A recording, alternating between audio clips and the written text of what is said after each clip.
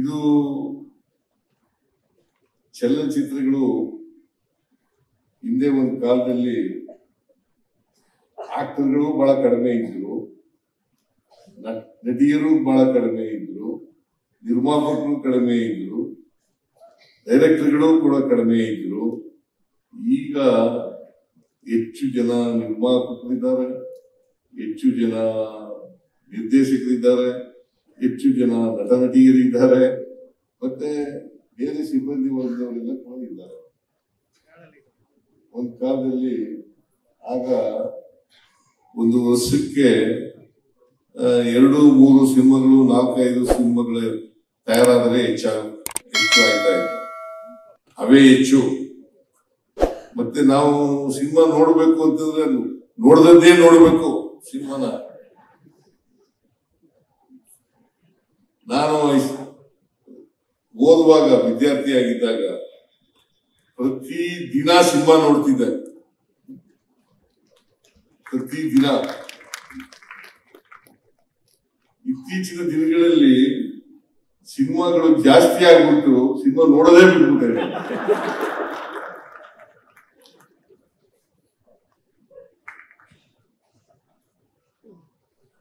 So ಹಾಗಾಗಿ ಈಗಿನ ಸಿನಿಮಾಗಳು ಒಂದು ಮೊದಲಿದ್ದಷ್ಟು ಮೌಲ್ಯಯುತವಾದಂತ ಸಿನಿಮಾಗಳು ಕಡಿಮೆ ಆಗಿದ್ದಾವೆ. ಸಾಮಾಜಿಕ ಕಳಕಳಿ ಇರ್ತಕ್ಕಂಥ ಚಿತ್ರಗಳು ಕಡಿಮೆ ಆಗಿದ್ದಾವೆ. ಸಮಾಜದಲ್ಲಿ ಬದಲಾವಣೆಯನ್ನ ತರ್ತಕ್ಕಂಥ ಸಿನಿಮಾಗಳು ಕಡಿಮೆ ಆಗಿದ್ದಾವೆ. ಹಾಗಾಗಿ ನಾನು ಪುರ್ಸತ್ತು ಇಲ್ಲ. ಎರಡನೇದು ಈ ಕಾರಣಕ್ಕೋಸ್ಕರ ಸಿನಿಮಾಗಳನ್ನ ನೋಡೋದನ್ನ ಕಡಿಮೆ ಮಾಡಿದ್ದೀನಿ. ಬಹಳ ಅಪರೂಪ ಸಿನಿಮಾಗಳು ನೋಡೋದನ್ನ. ಬಹಳ ಹಿಂಸೆ ಮಾಡಿ ಒತ್ತಾಯ ಮಾಡಿದ್ರೆ ನೋಡಿ, ಇನ್ನೂ ಕಾಂತಾರ ಸಿನಿಮಾ ನೋಡಕ್ಕಾಗಿಲ್ಲ ನನಗೆ.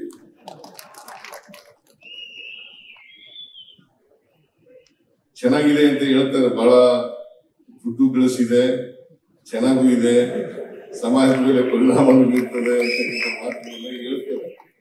ನೋಡಕ್ಕಾಗಿಲ್ಲ ನಾನು, ಸಮಯದ ಅಭಾವದಿಂದ ನೋಡ್ಲಿಕ್ಕಾಗಿಲ್ಲ.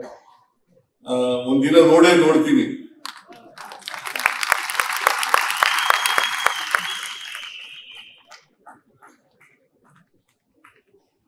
ಇವತ್ತು ಡಾಕ್ಟರ್ ರಾಜ್ಕುಮಾರ್, ಪುಟ್ಟಣ್ಣ ಕಣಗಾಲ್,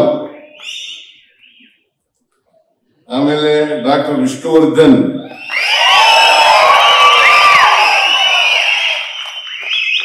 ಇವರ ಪ್ರಶಸ್ತಿಗಳಿಗೆ ಭಾಜನರಾಗಿರ್ತಕ್ಕಂಥ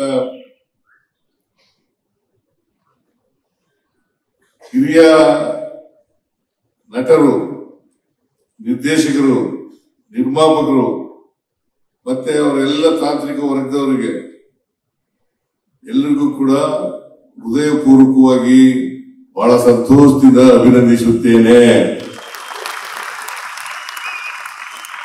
ಅವ್ರಿಗೆಲ್ಲರಿಗೂ ಕೂಡ ಆರೋಗ್ಯ ಸಿಕ್ಲಿ, ಆಯುಷ್ಯ ಸಿಕ್ಲಿ,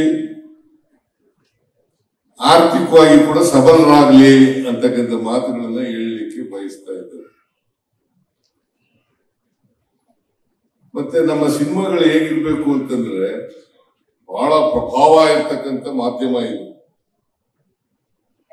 ಎಲ್ಲ ಮಾಧ್ಯಮಗಳಿಗಿಂತ ಹೆಚ್ಚು ಪ್ರಭಾವ ಇರ್ತಕ್ಕಂಥ ಮಾಧ್ಯಮ ಸಿನಿಮಾಗಳು. ಜನರ ಮೇಲೆ ಹೆಚ್ಚು ಪರಿಣಾಮವನ್ನು ಬೀರ್ತವೆ, ಸಮಾಜದ ಮೇಲೆ ಹೆಚ್ಚು ಪರಿಣಾಮವನ್ನು ಬೀರ್ತವೆ. ಅದಕ್ಕೋಸ್ಕರ ನಾವು ಎಂತ ಸಿನಿಮಾಗಳನ್ನ ತೆಗೆದ್ರೆ, ಎಂತ ಮೌಲ್ಯಗಳನ್ನ ಜನರಿಗೆ ತಿಳಿಸಿದ್ರೆ ಸಮಾಜದಲ್ಲಿ ಬದಲಾವಣೆಯನ್ನ ಕಾಣಲಿಕ್ಕೆ ಸಾಧ್ಯ ಆಗ್ತದೆ.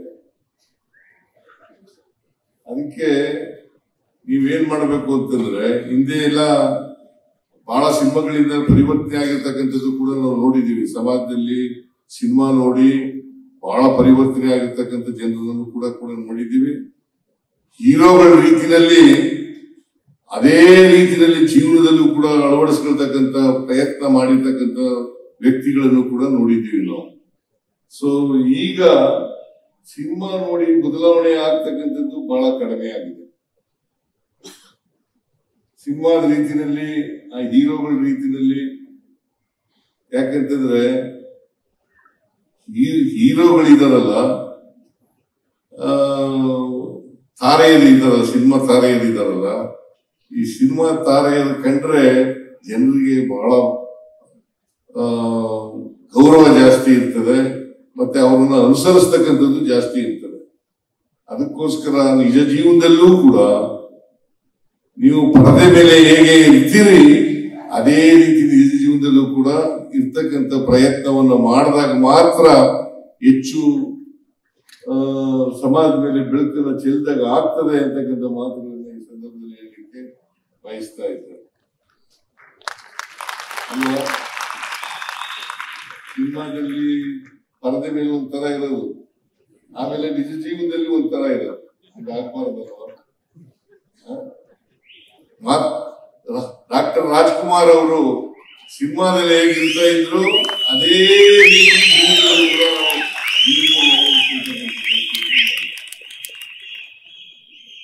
ಅದಕ್ಕೋಸ್ಕರ ಅವರನ್ನ ಎಷ್ಟು ವರ್ಷಗಳಾದ್ರೂ ಕೂಡ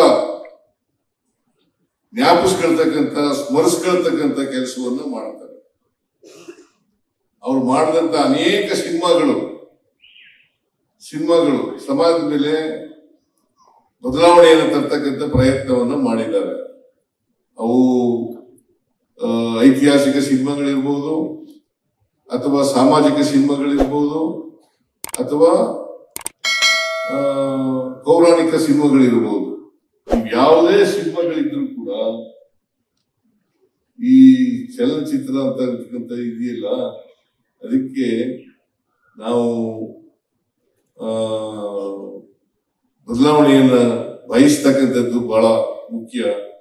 ಇದನ್ನ ನಿರೀಕ್ಷೆ ಮಾಡ್ತಕ್ಕಂಥದ್ದು ಕೂಡ ಜನರಲ್ಲಿ ಇದೆ ಅಂತಕ್ಕಂಥ ಮಾತುಗಳನ್ನು ಹೇಳಲಿಕ್ಕೆ ಬಯಸ್ತಾ ಇದ್ದಾರೆ.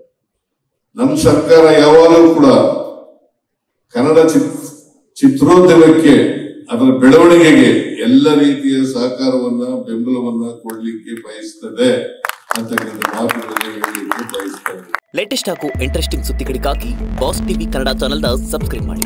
ಹಾಗೆಯೇ ಬೆಲ್ ಐಕಾನ್ ಪ್ರೆಸ್ ಮಾಡಿ. ಇದರ ಜೊತೆಗೆ ಫೇಸ್ಬುಕ್, ಇನ್ಸ್ಟಾಗ್ರಾಮ್, ಎಕ್ಸ್ ನಲ್ಲೂ ಮಿಸ್ ಮಾಡದೆ ಫಾಲೋ ಮಾಡಿ.